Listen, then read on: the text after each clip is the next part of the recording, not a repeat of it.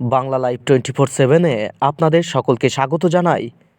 উস্কানি দিতে 22শে জানুয়ারি মিছিলের ডাক দিয়েছেন মমতা, ফাঁদে পা দেবেন না, মন্তব্য নওশাদের।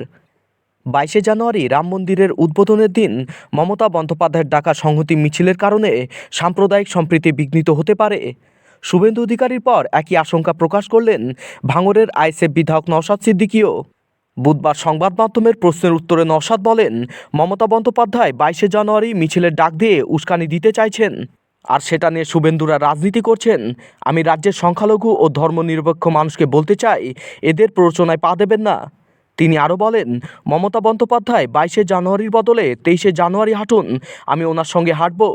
ওই দিন আইএসএফ দেশপ্রেম দিবস পালন করে, ওই দিন মমতা বন্দ্যোপাধ্যায়ের সঙ্গে আমার সংহতি মিছিলে হাঁটতে কোনো সমস্যা নেই। তবে রাজ্যের স্পর্শকাতর এলাকাগুলিতে কেন্দ্র বাহিনী মোতায়েনের যে আবেদন শুভেন্দু অধিকারী করেছেন তাকে সমর্থন করেননি নওশাদ। তিনি বলেন, পশ্চিমবঙ্গের মানুষ শান্তিপ্রিয়। আমি মনে করি না যে রাজ্যের কোথাও কেন্দ্রীয় বাহিনী মোতায়েন করার দরকার রয়েছে।